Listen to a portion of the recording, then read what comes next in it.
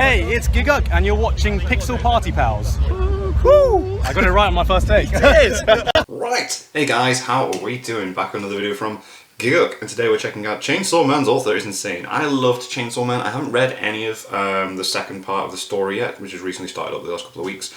But yeah, I've got to agree, just based off of part one of the story, definitely is insane, and I cannot wait for the anime to come out. But let's see what Giguk thinks about Chainsaw Man. Chainsaw Man is a story about a man who's a chainsaw. Did I get that right? Chainsaw Man is Pretty much the hottest anticipated IP in anime right now. Recently, it doesn't seem like Shonen Jump can miss when it comes to their titles being guaranteed mega hits. They are doing really well. Kid on the block that everyone seems to talk about. Demon Slayer only broke every sales record. Yeah, absolutely insane. Revolutionized anime movie tie-ins forever. Spy X Family. I think more people in the anime community watch this. I need to watch that. I only watched the first episode. It feels like there's just as much hype for Chainsaw Man, even though it hasn't even started airing yet. 180,000 Jesus. in the lobby for the new trailer drop. The trailer numbers have got upwards of 17 million views on YouTube, unheard of for a new upcoming IP. Let's These are the kinds go. of numbers Attack on Titan Final Season is getting. And Yeah. that's Attack on Titan Final Season. And judging from these trailers alone, this might be one of the most beautiful things. They've got so many moments that's about to happen just in the trailer. It's beautiful. Yeah, When man. this anime finally drops, it's pretty much set to take over the anime community and further cement Shonen Jump as the powerhouse of anime. It really is going to take over, man. I'm not here to talk about Chainsaw Man. Wait, hold on a second. Wait. Hold on. I want to wait till the anime starts airing before I tackle this behemoth of a story, because I've said this a few times before, but I haven't actually read the Chainsaw Man manga yet. Why? I mean, just look at this. Wouldn't you want to experience this story for the first time? I suppose, Anime, if it ends up looking yeah. this good? What I have done, though, is read pretty much everything else the author's done. Tatsuki Fujimoto is one of the hottest... Don't they want to animate Fire Punch as well? While Chainsaw Man is busy taking over the world, I wanted to take a chance to talk about some of his other works, because after perusing, I fully believe that he might be one of my new favourite manga artists of all time. Reading this guy's work and seeing his... I've not read anything else from him, so this is going to be really educational. Alright! One of the greatest manga artists of our time. Yes, burn this name into your memory, because this Tatsuki guy Fujimoto. could well possibly be the new face of manga. My God. Everything he's touched, without exception, is, in my opinion, worth a read. So if you're looking for something to hold you over from the Chainsaw Man hype, this is the perfect place to look. Let's start with Fire Punch. Fire Punch is a story about a man who punches things. With fire? With fire. There we go. Fucking nailed it. It's the end of the world. The Earth has frozen over into an ice age, plunging everyone into a never-ending winter that has pushed life to the edge. Oh, wow. Plants won't grow, animals are dead, and humanity is on the brink of extinction. Thankfully, there have been some humans that have been blessed with superpowers and can perform feats of miracle, like our main character Agni, who's been blessed with the ability to regenerate. Oh. Under any other circumstance, this would be his opportunity to be a superhero, but in this barren wasteland, there's only one way his power can be useful. As an infinite food source. What? Arm after arm, he painfully severs his limbs for his sister and village to feast upon, so they don't Oh my starve to death, even though there's little reason for God. anyone to keep the will to survive. This and is live dark. This kind of way. This is how Fire Punch opens up its world and introduces you to the story that you're about to experience. Because one day, after encountering another group of people who find out this village has resorted to cannibalism to survive, another blessed human takes it upon himself to cleanse the entire village with his own powers by burning everyone alive with a flame that cannot be extinguished until the subject is dead. Oh God. Unfortunately for Agni, this means he's been set ablaze with a flame that will never stop burning him, as Oh. he regenerates faster than his body can turn to ash. For one whole year, he could do nothing but writhe around in pain, constantly burning to death but unable to ever die. Jesus 3 years Christ. pass until he can slightly move around by chewing his tongue off to distract him from the pain. 5 years before he learns to breathe with the pain of the flame searing his lungs upon every breath. And only after 8 years of constantly burning is he fully able to adapt to the pain. What and the first thing he the does hell? is he makes a fist, engulfed in flames, and goes, "I'ma punch that motherfucker who did this to me." Yeah.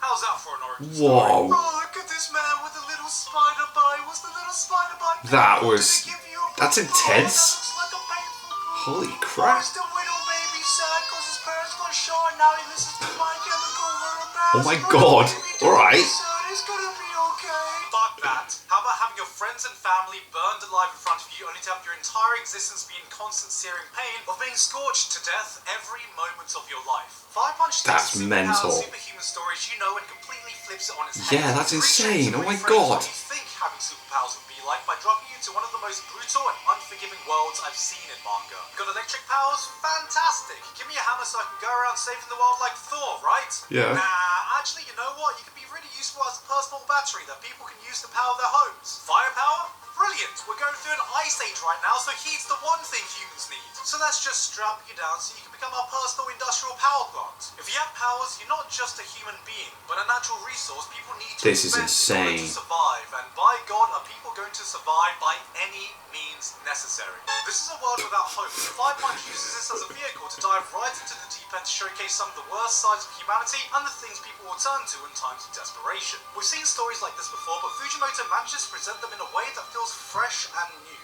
It's a dark, deep, introspective story that somehow Really finds is. time to make some kick-ass action along the way as well. And even then, he finds his own way to do things. Like, I don't know why in basically every story I've seen with superpowers, there seems to be this unspoken agreement that no more than two people will have exactly The the same power, And if right, two yeah. people in the world do meet with the same power, it's just like, oh, hey, you know, I'm like the token fire guy in the story, so I guess we've got to battle to the death and stuff, okay? Fire Punch says, fuck that, let's have a full-on slaughter fest with a room full of Wolverines who can regenerate and see who comes out on top. Whoa. People here know what kind of powers exist and have adapted fighting styles that play to their strengths and weaknesses of the powers they go up against. To a regenerative, body parts can be a resource, a weapon to be used to give you an advantage. Aggie gets impaled, fucking chops his own head off midair so he can regenerate faster and get back in the fight, chucks an arm at someone and sets them on fire. Somehow in this world gone mad, Fire Punch still feels like steeped in realism. This is how people would fight, act, and live if shit like this actually happened in the real world. This is a story of nihilism. In a desolate world with little reason to wake up and continue living,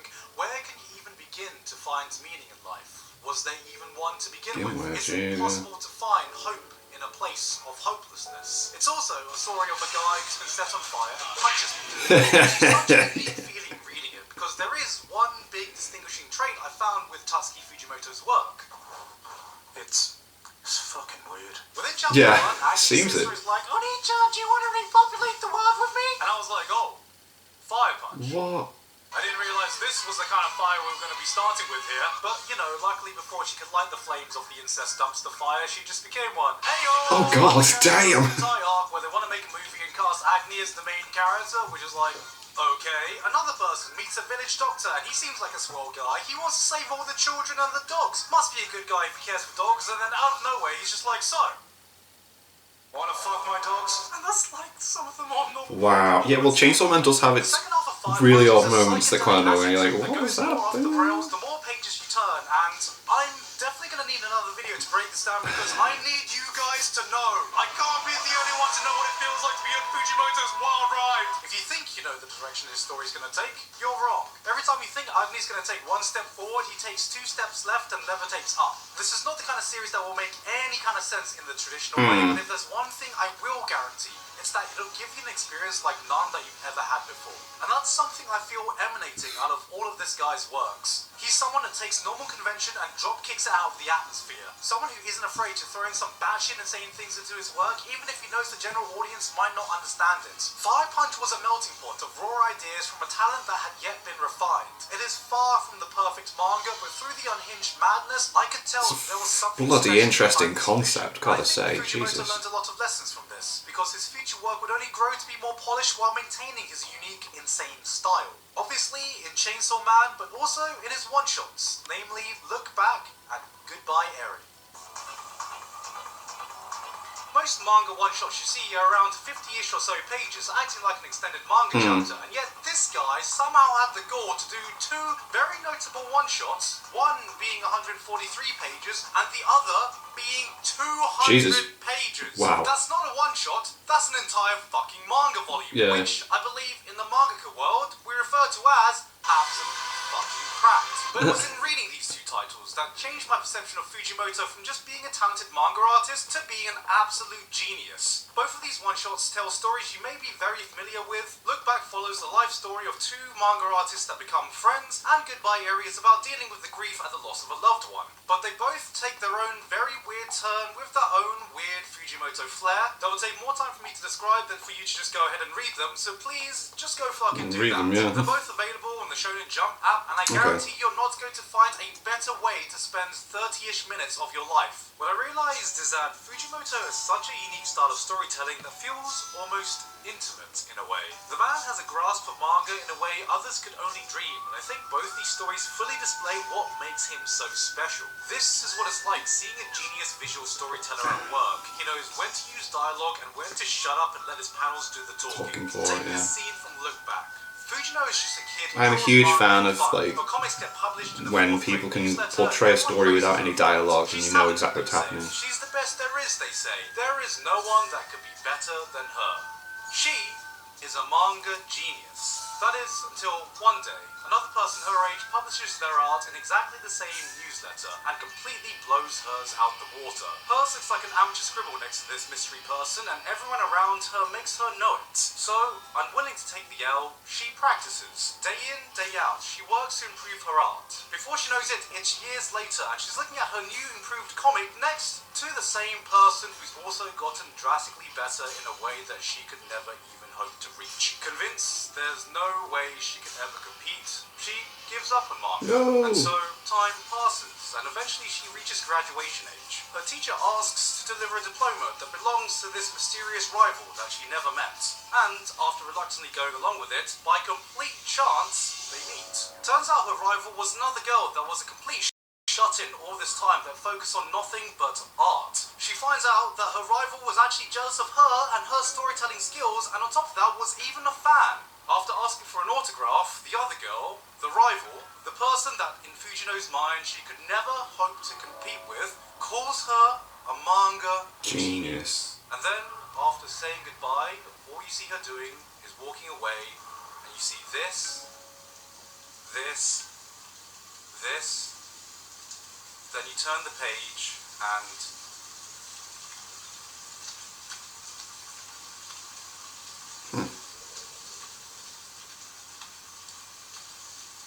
it's rare to see such a mastery when it comes to visual storytelling.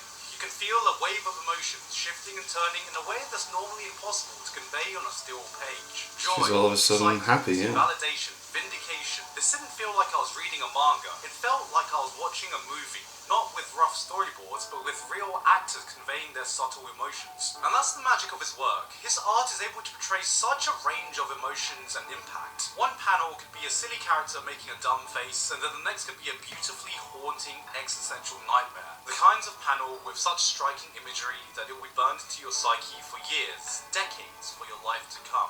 It's this ability to switch on and off at a whim that makes Fujimoto a master. We are just puppets on his stage. I did really enjoy Chainsaw Man, I'm gonna say.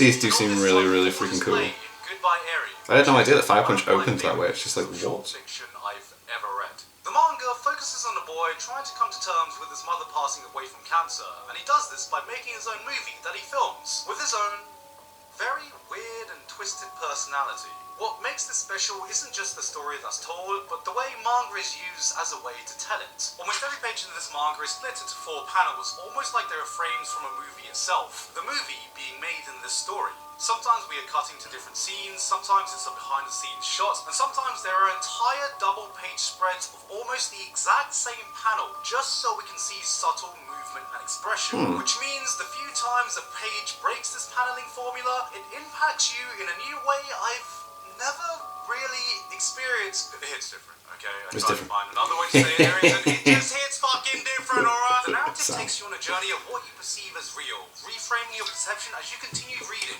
Right up until the end, it weaves in and out of some perfect blue-esque reality, and we're here to figure out whether we're watching a play or whether we're watching real life unfold. The fourth wall isn't broken.